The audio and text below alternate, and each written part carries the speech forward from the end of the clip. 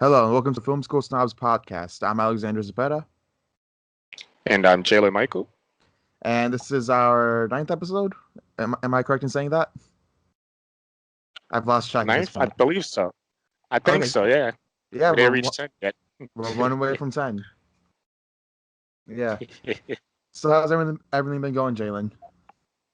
It's been pretty well so far. It's a quiet week.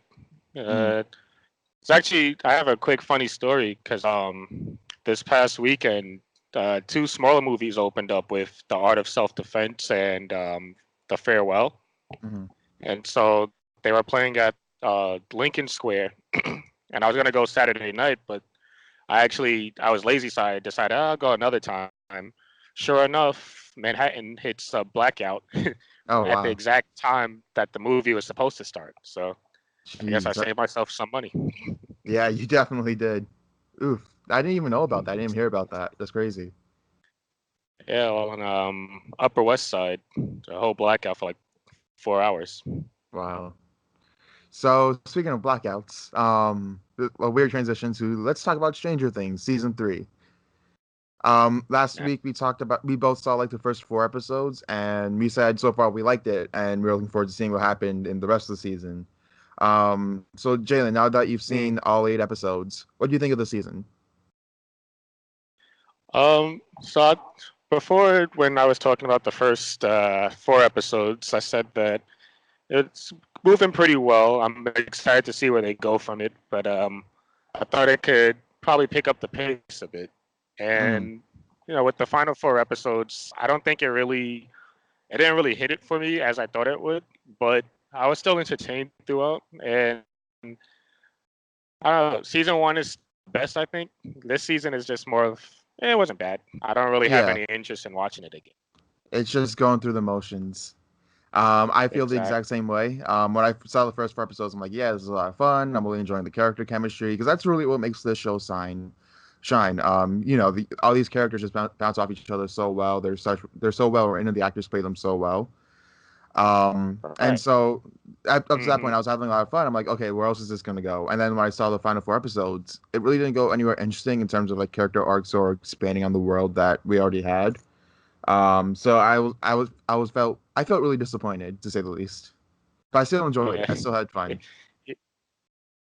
Yeah, I'm pretty much in the same camp as you. It's like it's disappointing, but it was still an enjoyable watch. It's quick 8 episodes, so it's not like it was a sluggish watch to get through. Yeah. And the new characters that they did have, actually, I enjoyed them for the most part. Hmm. Last episode, you said that Erica was Lucas's little sister. I wasn't sure about that. It turns out you were correct Yeah, because oh yeah, the next episode I watched, she's like, my brother Lucas. And I'm like, oh, okay. Jalen was right. yeah. Okay, good. I'm glad that I'm not as racist as I thought I was from the last episode. But Yeah. yeah, I liked her character a lot though. I thought she was a good addition to the team. She was so much fun.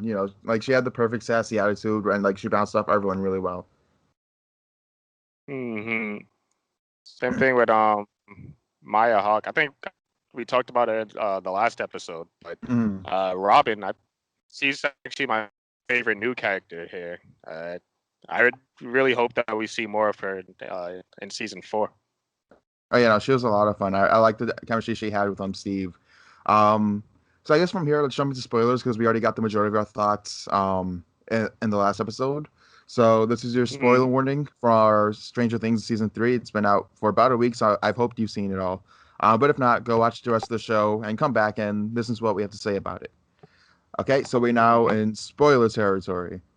Um, so what do you think of Billy being possessed as the mind flayer? So I kind of had a feeling that that's where they were gonna go going into this season. Mm, And I like this turn that they took with him because it took a character from season 2 that was, at least what I thought was like completely unredeemable and just kind of one dimensional, and they gave him a personality, they gave him something new and interesting, and by the end of it all, I ended up feeling for Billy. So I mm. definitely like the direction they took with that. Yeah, I definitely think making him the antagonist of the season was like the best way to go with him, especially because like Hmm. him and Max were the weakest parts of season 2. And I really enjoyed Yeah. season two, but like they kind of dragged it down a little bit. But just Hmm. like involving him more in the story instead of just having him be a side character was like a really smart decision. What I say I didn't like so much was like the forced in backstory for him, where it's like it's like it's barely developed. There's just like one scene where they go back into his backstory with his mom and how he met Max and stuff. I thought that Right. was poorly handled, and Yeah. like I said, it was just one scene, and then they never touched on it again, really. Yeah. It was really kind of just thrown in there to create some dimension for him, but Mhm. I also felt that that one sequence. I mean, they could have done more with it, but it just felt unnecessary because I think we learned enough about Max in season two that we could kind of see how their dynamic was and where Billy came from. So I Mhm. didn't think that was really necessary for like that whole sequence that they threw in there. But Yeah. I guess it Uh, worked out in it all. mhm. And I want to touch real quick on Joyce and Harper, because it bounces off like what happened with them in season two, where they start to, like develop this romance of sorts. And well, I didn't think the romance was developed all that well in Yeah. this season, which plays into like my biggest criticism with the season overall, which all of it just like leans way too heavily into the comedy side. Um, Mm, and it's hard for me to take a lot of it serious because they'd rather play so much of it just for jokes. A lot of the jokes are yeah. really good and really entertaining, but I just would have preferred if they had more serious, dramatic moments than making a joke out of everything. Yeah, there's a couple of times, and yeah, you're right. Specifically with those two characters, I felt, uh, well, at least with Hopper, I felt like they kind of turned him a bit cartoonish, and it's Hmm. just like, all right, come on, guy. Like, I get it, you got the quips, but can we, move this story along? And it's just I'm like their getting whole, Hellboy flashbacks. oh yeah, I still haven't seen it, so I'm I trying just not to like I think about remember it. I was watching. I was like halfway through the season. I was like, no, I was on like the second to last episode, and we have Hopper shouting and throwing stuff again. I'm like, hold on, is he just channeling Hellboy again? Oh God, no. Yeah, that would be like the worst decision for him. But Hmm. yeah, no, I mean, just their whole dynamic. I felt like, yeah, you're right. It was kind of played for jokes, and it wasn't really. There's another thing that wasn't really developed all that well this season. Hmm. Um, and just by the end of it all, what they do with Hopper, that was actually kind of like the one thing that kind of pissed me off. And I guess we'll talk about it a little later. But this is like, come on, either do I it or mean, don't do it. we are in the spoiler Jesus. section, so just say what happens. It well, I mean, see, well, at least we're led to believe that Hop dies. Hmm. But for one, in any rule of sci-fi or any movie in general, there's no body, then there's no death. And then sure Hmm. enough, we get a post-credit scene of the Russians talking about, oh, give me the prisoner, but not the American. Like, okay, so Hop is still alive then, huh? It's like, come on. Hmm. But I did not like that at all. Yeah, I don't know. Just felt his death came out of nowhere. And I don't know, like I mean, good deaths do kind of come out of nowhere. It hits you like emotionally and stuff. But then like Mm, when you get to the end of to like the final scene, like they're mourning his death, like it's an actual thing that happened. And mm-hmm. then there's a whole post credit scene with the Russians saying, "Oh, don't leave the American alone." Like, did they really kill Hopper? If so, then like why did you? If you didn't kill Hopper for real, then why would you have this whole emotional moment? That's like supposed to like solidify like Hopper's gone. He's not coming back. Yeah. Um, I don't know. We'll see how it pans out in season four. Um, and just like overall, I feel like none of the characters really grow in this. There's nothing really interesting added to the lore and the world of Stranger Things. Whereas like Nah. in season two, you can see like some of the characters growing. Like becomes more of a mom. Mm, 11 like finds her independence and stuff. Like, and then in this, like the main group of kids, like they start to grow apart a little bit. They get into like more right. arguments and stuff because of like like some of them have girlfriends and whatnot, and like Will just wants to play D&D, and they could have gone somewhere interesting with that, but I feel like they deal with that within like the first couple episodes, and then it gets thrown to the side towards the end so they can fight the big monster. Yeah, I definitely agree with that too. A lot of them, at least for what I felt, I thought that Mike kind of regressed this entire season, where it's like he starts out as a very likable person and a likable character, and I get it, like they're growing into teenagers, and that's how teenagers act. But this one, he was kind of just too much of a dick, I thought, Hmm. throughout this season. Just very unlikable. And yeah, like you were saying, none of them really grow into or do anything new or interesting. Except for Will, I will say that I felt that one scene where he destroys his Fort Byers. That's what he Hmm. named it, right? Yeah, I think Uh, so. yeah, I really did like that scene. That was like his transitional changing moment, his growth moment. But Hmm. yeah, other than that, yeah, I don't feel like any of the characters really learned or grew any significant way. Agreed, yeah. And I don't know, just like it feels like at this point, the show's starting to run on fumes. It's starting to run out of ideas, which Yeah. is really sad because like the first season was like a breath of fresh air. It was like a mix of like 80s nostalgia with just really great storytelling, really great really great written character drama, and Hmm. just like a whole lot of fun. And then season two comes around. It's kind people are kind of mixed on it. I personally love it. I love season two, and it continues to do the same thing. And now in season three we're running out of ideas, and now they're planning like at least like one or two more seasons, and I don't know where else they're going to go with this. Yeah, and that's kind of like my biggest. That was actually my takeaway from after I finished season two, where I felt I remember I still enjoyed it, and honestly, I'm trying to think back to it. I don't remember much from it, Mm-hmm. but that was kind of my same feeling at that point. I was like, all right, I don't think they really have that big of idea of what they could do with this story here. I felt like season one was kind of like a one and done thing, and then after this, they're just adding on. Which I mean, a lot of great shows, they still that's just how they're developed. So I'm not gonna knock it for that, but Mm-hmm. it'd be nice. It'd be better if they actually had like a long term plan here. Yeah. Um, Another thing, I'm just thinking of stuff just to complain about, and I did enjoy the season. I promise you that, but Oh, we both enjoyed it. It's a fun season, but it pales in comparison to the first two, in my first, opinion. yeah, I agree with that. But it's just like the stuff that they do bad in here really sticks out like a sore thumb. Specifically, the whole never-ending story thing. Oh, Oh, come on. I mean, that's it's enjoyable, but at the same time, it's like it's comedy in the wrong moment. Like this is like they're trying to save the world here from the mind flayer, and then they're gonna start singing a never-ending story. Like that whole scene was great, just in the wrong moment. uh, that's I did not care for that scene at all. I actually fast forward through it because I was getting so pissed off. Uh, Really. But like it's just so much fun. You got like Dustin singing Neverending Story because like his girlfriend forced him to. Everyone's like, "Whoa, what the heck is this?" Like it's an enjoyable scene, but at the same time, it just came at the wrong moment. that was kind of my thing. Yeah, it did. I mean, it is funny, but it's one of those things where it's like, all right, really weird. Time is of the essence here. We have a sense of urgency, and you're dragging this on for way too long now. Like, yes, we all enjoyed the never-ending story theme song, but like, can this like be like an outtake or something that y'all release on YouTube on your Netflix channel?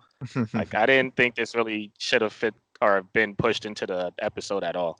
And that Mhm. was like that was kind of like the straw that broke the camel's back for me, where I was like, all right, I like this season. I don't love it. They're almost trying to make me hate it in the last couple episodes here, but at the end of it all, I still enjoyed it overall. Yeah, same here. I just wish you would lean more into like its horror aspects. Like there are a couple scenes that like do lean more into horror, but Hmm. not as much as the last two seasons. Like this is all a lot more lighthearted, a lot more comedy centered. Right. And I enjoy the comedy in Stranger Things. I just wish they'll dial that down. Yeah. Because like the whole appeal of Stranger Things, it's like it's mysterious, it's kind of horror centric. Um, Mm. and I just wish they'll go back to that.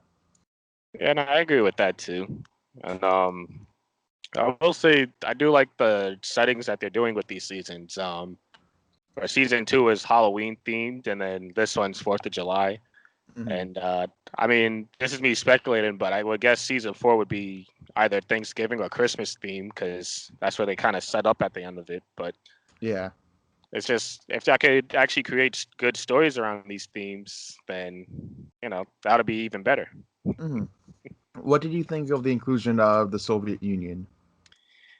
That was actually something because it they draw you into that very early on, and then it kind of beats you over the head like, well, it's the '80s. We're always battling the Russians in the '80s, so I Hmm. like that. But I also felt it was unnecessary in the overall story. It's just like, all right, the mind flare is back because Russians are trying to open the gate for what reason now, and I'm still kind of unclear on that. And I guess they're gonna explore it in the later seasons, but. I don't think we really needed Russians to come into the show.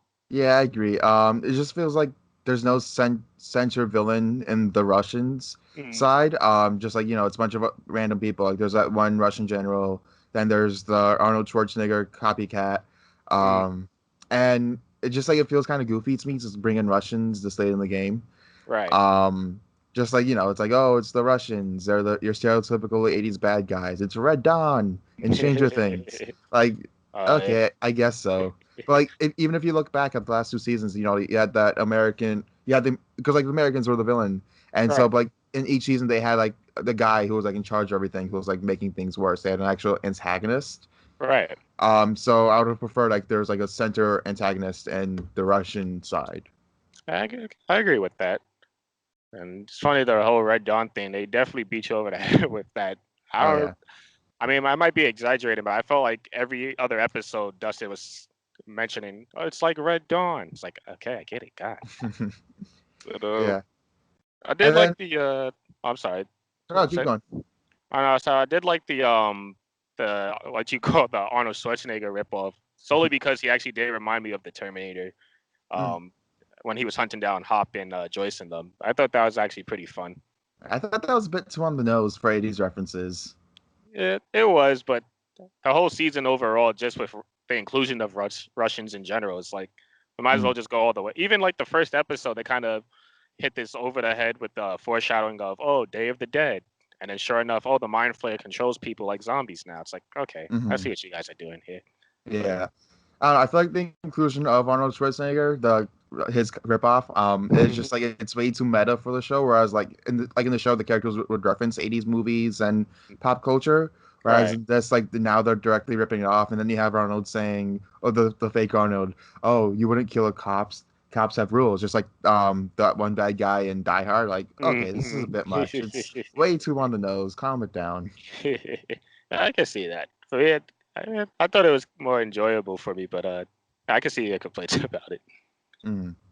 Oh, and then what do you think of Alexi? Oh, okay. I was actually like, who the hell is that? But no, he was actually. I liked his character a lot too. Just I liked his whole childish mannerisms that he had, and that was that one joke about the what did he want, a slushy or Yeah, was it a you want a frosty? cherry slushy, and Yeah, you got cherry sauce. strawberry. Yeah, yeah. That was the one where I was like, all right, let's kind of going too far now, but they knew when to end it, and I thought that was a great gag, and he's a great character. Who I thought. cares? It's all sugar on ice. yeah, Say it louder for the people in the back. right. I never tasted the difference in any icy or slushy. I listen. I don't like ices. Like just like I don't know. Just like it's a bunch of ice. You can barely taste the flavor. Yeah, I'm not the biggest fan. There's really, yeah, it's nothing to it. But yeah, Alexi though, who's the actor's name? You know? I do not know. Let me look it up. But yeah, the actor did a really good job at capturing like this childish charm in the character. Hmm. So any final thoughts on Stranger Things season 3? Yeah, I mean, just to reiterate, I thought, I enjoyed myself binging through all 8 episodes. So I was never a moment where I was bored. It's just when you look at the overall picture and you look at, well, what did we really accomplish this season? Did we do anything new? Did this really demand a new season? I don't think it did. And it does make me nervous for the next season of Stranger Things. But Mhm. at the same time, it's like, I mean, I enjoyed this one, so why would I not watch the next one? Um, I don't think we hit Game of Thrones season 8 territory yet, but it seems like we're crawling there slowly. So Mhm. hopefully they tread lightly next time. So Lexi is played by Alec Utkov. I hope I pronounced that right. Um, and yeah, just I would agree with you. Stranger Things season 3 is starting to run on fumes. It's starting to run out of ideas, and these characters haven't really grown much in this season, whereas they did, or they grew a lot in the last two seasons. Mm, Um, they're planning another season. They're saying it's going to end at 5. Just end it at 4, honestly. yeah, If you have no idea where else to go with this, just end it at 4. Make it quick. Because honestly, that's what the best shows do. They know when to end it. exactly. Like TV show, there are a lot of TV shows like they just go on for way too long. You just stop caring, Hmm. because they had to drag up this story. I'm looking at you, Supernatural. Great first 5 seasons, or like I really enjoyable. I don't know if I call it great. I need to go back and visit it. But then like they go on for like another 10. I'm just like, why? You literally had like nowhere else to go. Jeez. Wait, you Um, said 10 seasons? yeah, they're on season 15 right now, I think, and this is Wow. their last season. Wow. Yeah, That's and it gets so repetitive. So just okay, I'm gonna have a quick tangent right here. I started watching Supernatural when I was in middle school, and I thought it was really cool. I rewatched it like a year or so ago, and I had a lot of fun with it. Hmm. But it gets so repetitive so quick after season 5 because it was planned for like 5 seasons. It would end with Sam and Dean trying to try and stop the apocalypse. And so at the end of season 5, they stop the apocalypse, and then they go on for another 10 seasons. And there's Right. only so many times I can have like Sam and Dean go, "Oh, Sam, you're about to die. I can't let you die. Oh, Dean, don't you dare try to save me. Okay, I won't try to save you." And then like secretly he tries to save him behind his back. It's the same thing over and over and over again. Wow. It's like they're always like hiding secrets from each other, and then like one of the side characters dies, and then Sam and Dean die, and then they come back to life. Like it's so repetitive, and it's I enjoyed it for another 5 seasons, and Hmm. like because like the Monster of the Week episodes were fun. Like the main storyline was kind of meh. Yeah. But then after a while, it's just like, okay, this is stupid. Like you're just like running out of ideas, and after a while, I'm just like, Sam and Dean are kind of jerks. They keep on starting the end of the world, just so they can save each other, and it's really annoying. Oh wow. Well, Yeah. I mean, I never really had any intentions of watching it, but you kind of sealed the deal for me now. That sounds annoying. Watch the first 5 seasons. The first 5 seasons are so much fun. And like I really like Sam and Dean as characters. It's just like after season 5, like they have no idea where else to go. Mm, So yeah, that's unfortunate. that was my tangent on Supernatural. Watch the first 5 seasons and nothing else. Well, Um, so I guess from there, let's jump into the movies that came out this week. Jalen saw one movie and I saw the other. I had very little free time this weekend, so I was only able to see one, and Jalen only saw one. So Jalen, tell us about Stuber. all right, Stuber. So, this is I don't know if this is Disney's first R-rated film of the year. It might be, but This is Disney? yeah. Well, it was Fox's film, but now it's under distribution of now that Fox is owned by Disney. Oh, gotcha. So I think it's their first one of the year. I might be wrong. Don't quote me on that, but Well, ascent, Disney did release Pulp Fiction, so that is true. Yeah, all-time classics. You'll never be on my bad side for that. But yeah, with Stuber here, you got Dave Batista and I can never pronounce his last name. Nanjiani. Nunjani, Uh, I think. Nanjani. Nunjani. Okay, I'll try not to butcher your name, Camille, for the rest I of could be wrong too, so. the. But yeah, you got a buddy cop style movie here. Nanjani, excuse me. He's a Uber driver. He's kind of down on his well, not really down on his luck, but he wants to open up this. I don't even know what the whole setup was. He wanted to open up a uh, a yoga studio, or maybe it was a gym with this girl that he had a crush on. So he's taking these odd jobs. He's doing Uber driving to save up some extra money. But the whole thing, if you know about Uber drivers, you have to have a certain rating for you to keep your job. So the whole movie, he obsesses of getting these 5-star reviews from the people he drives. Then in comes Dave Batista, who's a cop here, who had laser eye surgery. I mean, don't. This is not me making. This is like the actual story here. He has laser eye surgery, so he's not able to drive himself while he's working a case. So he calls an Uber, who just so happens to be Kumail Nanjiani here. And yeah, you get a buddy cop movie. I'll just say right off the top, like the movie, it's pretty shoddy, generic, it's completely by the numbers. You've seen it 1,001 times probably. Uh, but I will say, and I wrote this on Letterbox. It's honestly kind of the same way that I felt about the Shaft movie that came out, where it's like, yeah, it's bad, but it had me laughing throughout consistently, and I was actually entertained by the action in it. So it's hard for me to actually say that I didn't have a enjoyable time watching this movie. Mhm. Um, yeah, I mean, and speaking on that action too, it was actually surprisingly brutal too. Like it's no John Wick level of on that caliber, but people are getting like their heads shot off here and there, like bones are breaking. It's like, whoa, shoot. All right, I guess we're really pushing this hard R here. I think it deserves it actually. Um, a lot of the jokes I think are kind of hit and miss. It's really Kamel who's kind of playing like the front comedy man here, and he kind of just yeah, he kind of just throws stuff against the wall to see what sticks, and a lot of the time it does stick. The audience I was with, they they really responded well to his jokes. I thought everybody seemed to love it. For me, it was like hit and miss. There's for every one joke I missed, I felt like there was two or three that actually stuck the landing. Uh, and other than that, there's really not much to say about this movie. I would like to see Kumail and Dave work together in the future. I thought they had decent chemistry here, but I don't think it's a movie you should really rush out to see or to see. Period. I think you could kind of wait till this hits Netflix or something. Mm. Especially because there's a movie that I actually watched on Netflix that just came out. I'll talk about later.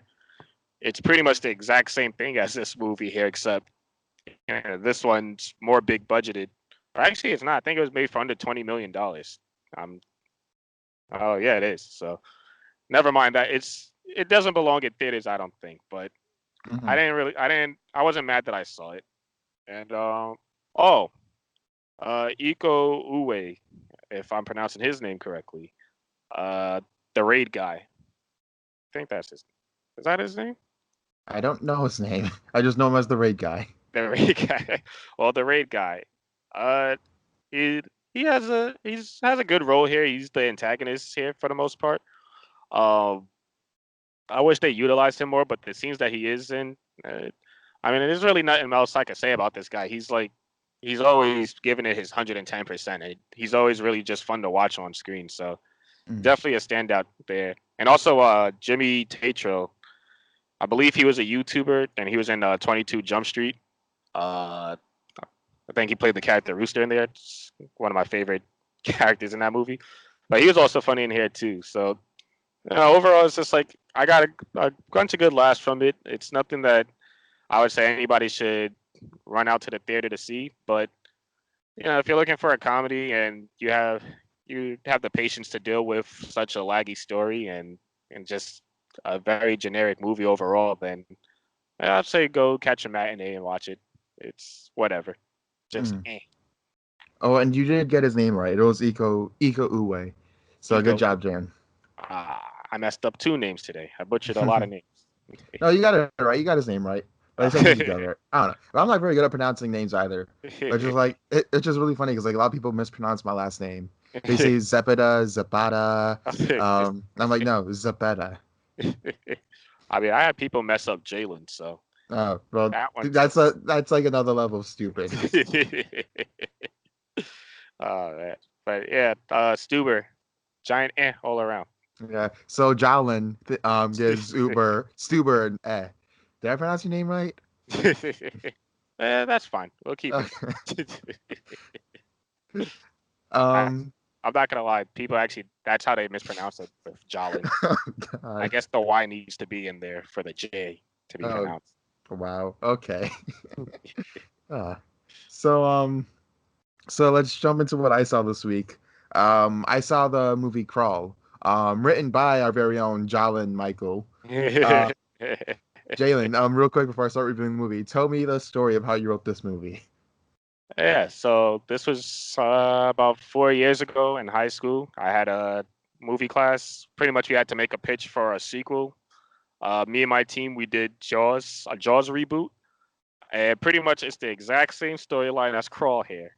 Now, I'm not that upset because we did kind of rip it off from an episode of American Dad, but the whole premise was that a small town experienced a hurricane, and Jaws was in people's houses, swimming through people's houses.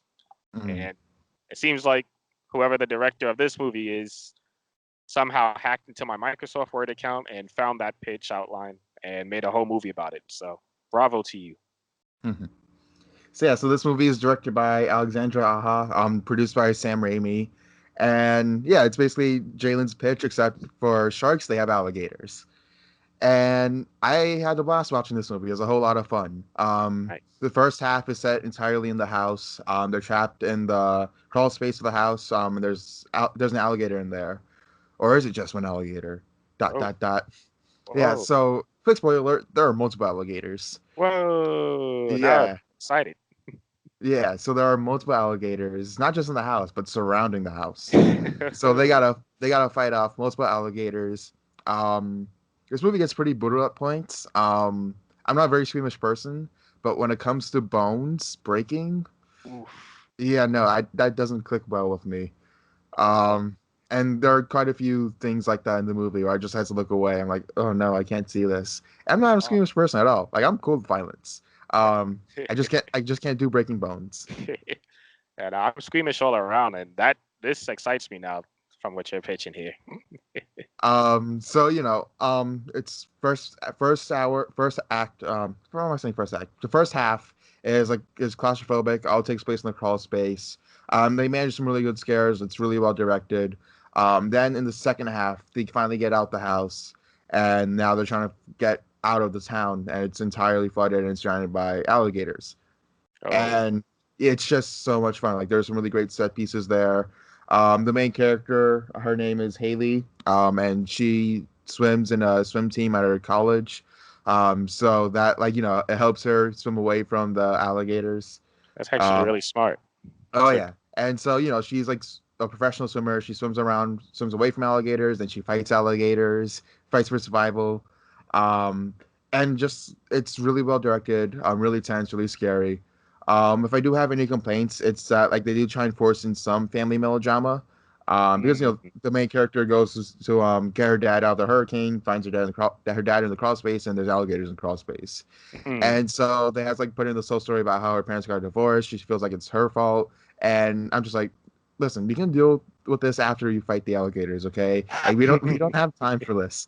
Just fight the alligators and then go to a therapist, whatever. But it's very few and far between. And just like when you get past all that, and you get to, like the actual like alligator fight for survival, it was just a whole lot of fun. Really brutal, kind of brutal. Really well directed. I recommend this movie. It's only 90 minutes long, so if you have 90 minutes to kill, go ahead and watch it in the theaters. Right. You actually got me really excited to see this movie. So I was actually just gonna ignore it, but I've actually seen like it's been getting pretty rave reviews, and from how you're describing it here, it's like just the type of movie that I enjoy watching on a Saturday night. So, Hmm. If you liked Don't Breathe, which came out like I believe uh, 2 or 3 years ago, yeah, yeah. I think this is very similar to that. Oh, perfect. I think Don't Breathe is the better movie. Mm, But I think they're very similar. And if you like that, watch this one because I had a lot of fun. definitely. I even what you were talking about. They actually set her up with some decent character development from what you're saying. The fact that she's already a swimmer from what you're saying on her college swim team. Mm. That's actually pretty smart. Like I haven't even seen the movie, but automatically, like that's very smart for this premise here. So you don't have people saying, "Oh, she's such a Mary Sue." It's like, but Listen, they'll complain about Mary Sue's anyway. It doesn't matter whether you you put like good reason there or not. They're just gonna be like, oh, Mary Sue, Mary Sue. I hate women. yeah, right.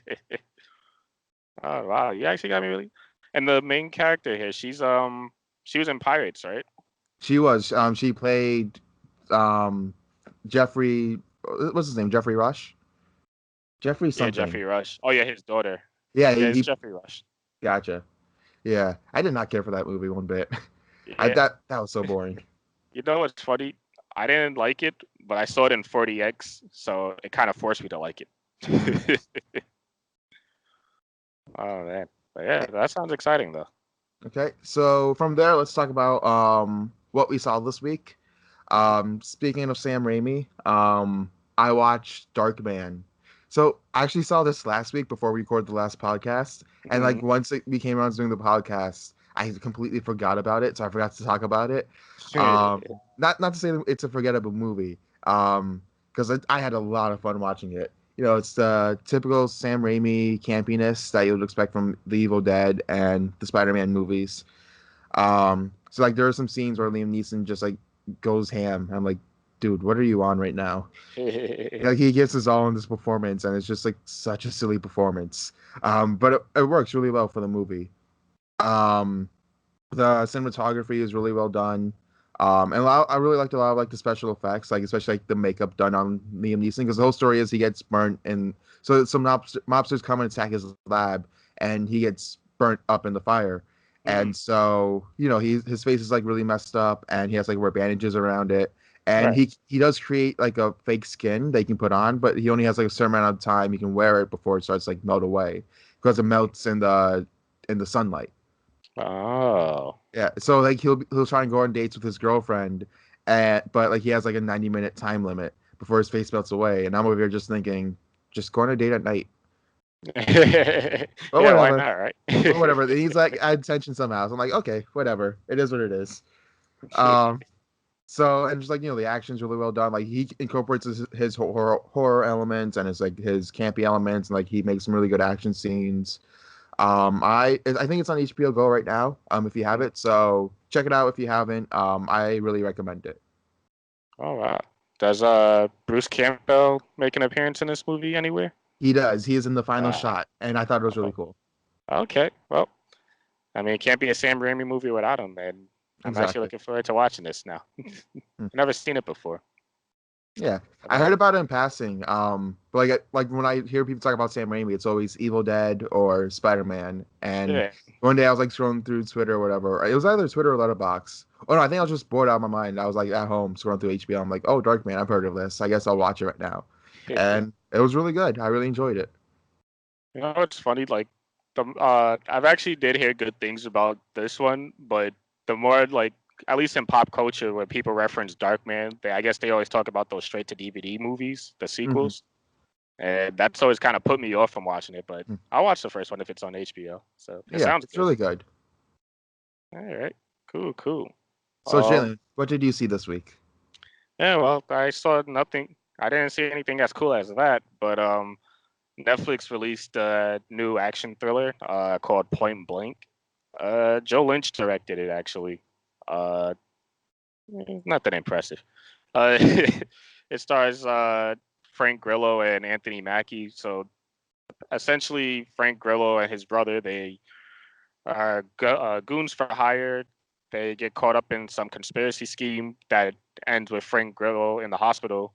Enter Anthony Mackie's character, who's a nurse, and he kind of gets caught in between this when his brother kidnaps Frank Grillo's brother kidnaps Anthony Mackie's wife and forces him to deliver Frank Grillo to him or else he kills his wife, which it's like way to jump to the extreme right here. But yeah, it's pretty much the same thing as Stuber, where you got essentially a buddy cop movie because I don't think it's anything for me to spoil it, but obviously their relationship as they travel together, it's gonna grow. They begin to trust each other more. They they grow liking to each other, and I guess that's the one thing positive I'll say is that Frank Grillo and Anthony Mackie, I did like them together. I thought they were enjoyable to watch, but I mean, even for a Netflix movie, this is just like painfully generic. Hmm. Uh, Even to the point where it's like, and I wrote this. I didn't even write like a review for Letterbox. I just decided to be a snarky dick. But uh, it, yeah, just like Stuber, it follows the same exact style of it, and down to the same predictable plot twists. Where I was just like, all right, come on, really? This is like so 2002 at this point. I think we could advance our storytelling skills here a little Hmm. bit, but. It, I don't know why I watched it. You know how Netflix they push their new material on you, so it's like, I got nothing to do today, so I'll watch it. It's Hmm. a short hour and 20-minute watch, or maybe a little longer. But yeah, I definitely don't recommend anybody watch it. Uh, yeah, it's just once again, just like Stuber. Interesting. I never even heard of this movie before you told me about it. Even before we started recording this, I asked you, "Oh, what are you going to talk about?" And you're like, "Point Blank." I'm like, "Huh? What? What's that?" Um, I guess I just don't remember Netflix pushing that on me. I think when I saw them, like I saw them push the Aziz Ansari stand up, and I watched some of that, and it was pretty good. I like Aziz Um, Ansari. yeah, and like he tackles like just like the current like wokeness culture in a Mm. really interesting way. Especially considering like last year he was accused of a sex scandal. Oh yeah, that was Yeah. actually kind of stupid. I'm not gonna lie. hmm Yeah, I don't know. I'm kind of mixed on that. But he does tackle that in this, and he tackles like a bunch of other things. So overall, I saw like the first hour of that. I really enjoyed it. That's my quick review of it.